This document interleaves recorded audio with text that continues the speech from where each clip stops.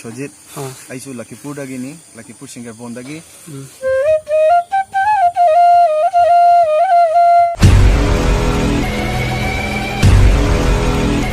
Hello good evening everyone मैं राजिब थेंगुजाम आप सभी को मेरे चैनल पे स्वागत करता हूँ खुरुमजरी अहम बदाई चैनल मैं राजिब थेंगुजाम और मैं आमबो चैनल तराम नौकरी कंटेंट वीडियो अगर सेमजरी से कई नाते कला गावजब अखोगी इमानब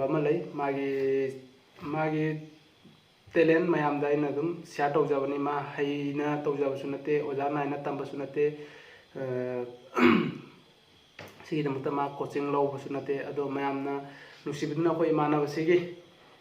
मागी वीडियो कंटेंट अगर सेमजबनी मा हयेंग मेमोरी ओइना लेहौनबा हाइना हयेंग अखोइना तुंगदा मेमोरी ओइना अखोइना सुम जेंगबु जायको अदोगी दमता अइना वीडियो सेमजबनी कंटेंट से आई सामग्री यावजात्रे अदो रगसु मैमना नुसिबिदना अखोई इमानबसे सपोर्ट तौबिरमु अमदे मागी दमक्ता लाइक कमेंट अमदि तौबिरमु मैम मागी वीडियो से येंगमिनसिको मैम हेलो मैम आई कनानोम गेस मैम उच्चरके Iming W Bishojit. I should Lucky Pudagini, Lucky Pushing a Bondagi. I jam Haidana, Kong Basunacha de Aina Basiseko, Akogi, Pamjaruba, Koya Jarubana, was Anna Tamjabusunate, YouTube ki Mating Dagi, some Nag Aishu, Sida Hafronga as a official work tai sat tawna lei tuna matam tu thoidokna phangde tuna ngak ahang matam da sum isana pamjaru ba kobani matam ngak kai thoga I sum isana dum oirai je adu khaktani ai ojana ina tamjaba natte khong basu chahi phabatri tamba ho base dum isana interest lei bagi sum khong bani thawai yaw ba haigadra ado mayam mangondagi kha taminar se ado hoji maina khongdoi se ko akoi imanaba Rajibna nang na Hende Eina Tade haibra aichu khangde jengdri web series to do mana dugi tune nam khaingonda tahalli do I matau tamang ambraina ai amtang mayam na khudol tamjage mayam tamina se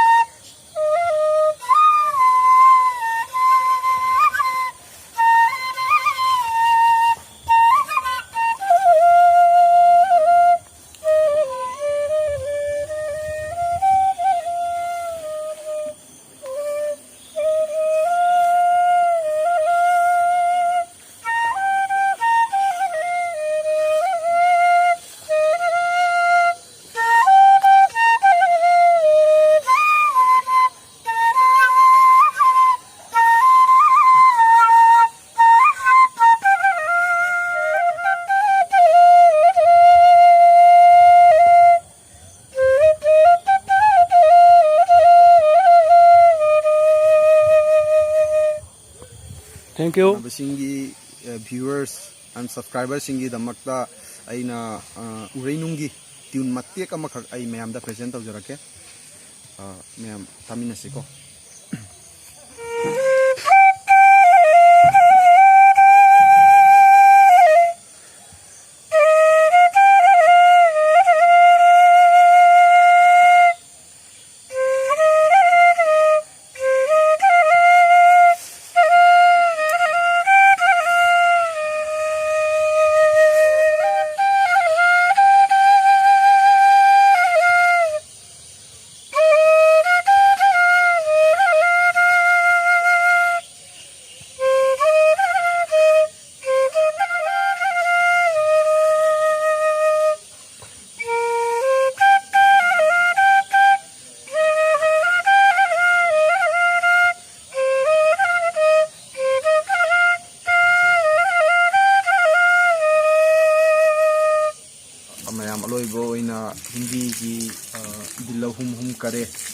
tune matek amasu ai mayam da present tawjaramge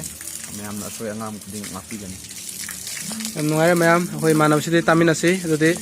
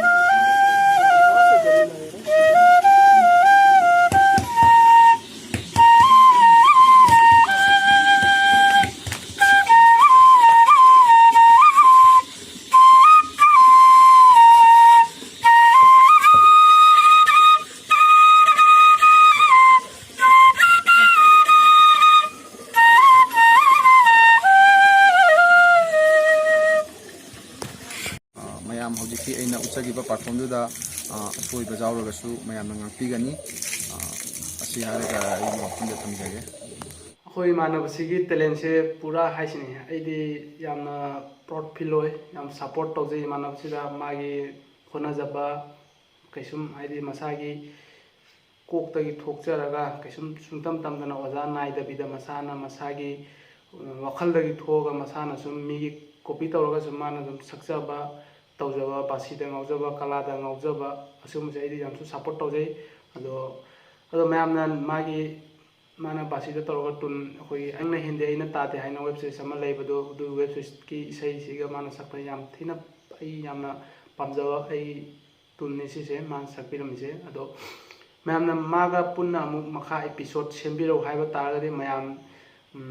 comment section da haibiramu maga amu punna ai mana bisega video punna namjarake mathang episode second episode ki damakta mayam comment section da amu comment amam tan lanjanbiramu